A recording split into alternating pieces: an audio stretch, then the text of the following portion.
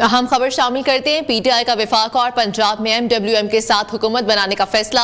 तर्जमान PTI Rauf Hasan ने कहा कि बानी पीटीआई ने वफाक और पंजाब में एमडब्ल्यूएम के साथ हुकूमत बनाने की मंजूरी दी है। पीटीआई खैबर पख्तूनख्वा में जमात इस्लामी के साथ मिलकर हुकूमत बनाएगी। बानी पीटीआई ने आपको बताते चले कि केपी में जमात इस्लामी के साथ मिलकर हुकूमत बनाने की मंजूरी दी है।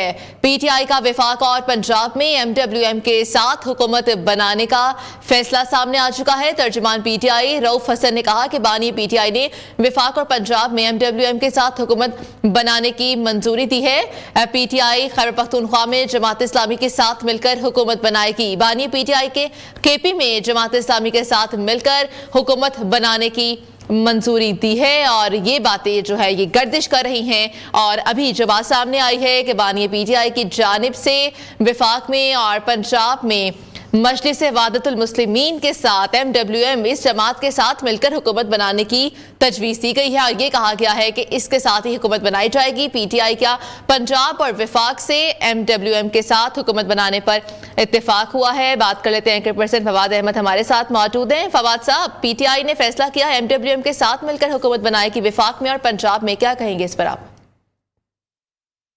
देखिए जी, पाकिस्तान तहरीक इंसाफ के पास बहुत महदूद ऑप्शन थे। उसमें से एक ऑप्शन जो इस सारे इलेक्शन से कबल भी जिसकी बाज़गश्त सुनाई दे रही थी वो एमडब्ल्यूएम के साथ ही इत्तेहाद का था। इस वक्त पीटीआई के पास इसलिए कम ऑप्शन थे कि जमात इस्लामी कौमी असम्बली के अंदर नहीं पहुंच सकी, उसकी कोई सीट नहीं है, लिहाजा वहाँ उनके साथ इत्तेहाद थोड़ा सा मुश्किल था। अलबत्ता केपीके के अंदर जमात इस्लामी के साथ तहरीक इंसाफ जाएगी। पंजाब में क्योंकि मजलिस वहदतुल मुस्लिमीन की एक सीट है और नेशनल असम्बली के अंदर मजलिस वहदतुल मुस्लिमीन की सीट की वजह से तहरीक इंसाफ के पास इसके अलावा ऑप्शन कोई मौजूद नहीं था। लेकिन अब दूसरी जानिब सूरत हाल ये है कि तहरीक वहदतुल मुस्लिमीन हो, इसके बहुत सारे मामलात ऐसे चीज़ों से जुड़े हुए हैं कि जिसमें रियासत के खिलाफ इनके बहुत सारे इल्ज़ामात हैं कि रियासत की इनकी तरफ से दहशत गर्दी के कुछ इल्ज़ामात इनके ऊपर है। जाहिर है कि वो अदालतों ने साबित करने हैं, लेकिन पाकिस्तान तहरीक इंसाफ ने जिस ऑप्शन का इंतखाब किया है वो आर्जी तौर पर तो मुमकिन है कि पाकिस्तान तहरीक इंसाफ के लिए एक सियासी तौर पर कोई लाएअमल की सूरत में सामने आए, लेकिन इसका मुस्तकिल बुनियादों के ऊपर और देर पा असर पाकिस्तान तहरीक इंसाफ को नुकसान की सूरत में ही नजर आना है। ये इत्तेहाद बंद तो जाएगा, लेकिन साझे की अंडिया है कब चौराहे पर टूटेगी कुछ इसके हवाले से कहा नहीं जा सकता।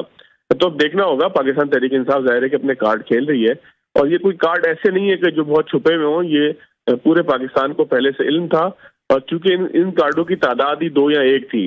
तो अब देखें आने वाले वक्तों में क्या होता है, लेकिन इस वक्त तक तो पाकिस्तान तहरीक इंसाफ ने अपने पास दस्तयाब जो एक ओनली ऑप्शन था, वन ऑप्शन था, उसको जो है वो अडॉप्ट कर लिया। जी तो फवाद अहमद साहब, वफाक में एमडब्ल्यूएम के साथ हुकूमत बनाने की पोजीशन में है क्या पीटीआई? अगर वो साथ मिल जाती है, क्या तब भी इनकी नंबर गेम क्या पूरी हो जाएगी या फिर किसी और जमात को भी साथ मिलना पड़ेगा?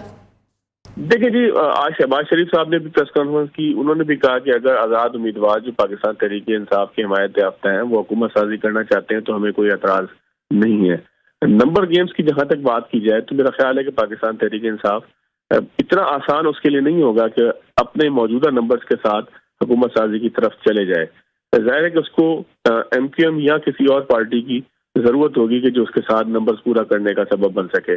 लेकिन अगर देखा जाए तो पाकिस्तान तहरीक इंसाफ के जो उम्मीदवार जो थे और जो अब कामयाब हो चुके हैं, जिसमें लतीफ़ खोसा साहब का तस्करा किया जाए या और लोगों का तस्करा किया जाए, वो ये दावा करते फिर रहे हैं कि पाकिस्तान तहरीक इंसाफ के पास नंबर मौजूद हैं।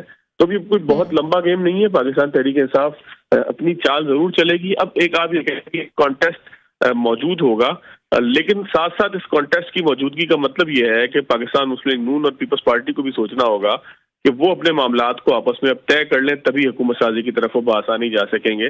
उनके लिए एक मजबूत अपोजिशन मौजूद होगी अगर वो हुकूमत साजी करते हैं, और ऐन मुमकिन है कि पाकिस्तान तहरीक इंसाफ कामयाब हो जाए हुकूमत बनाने के अंदर।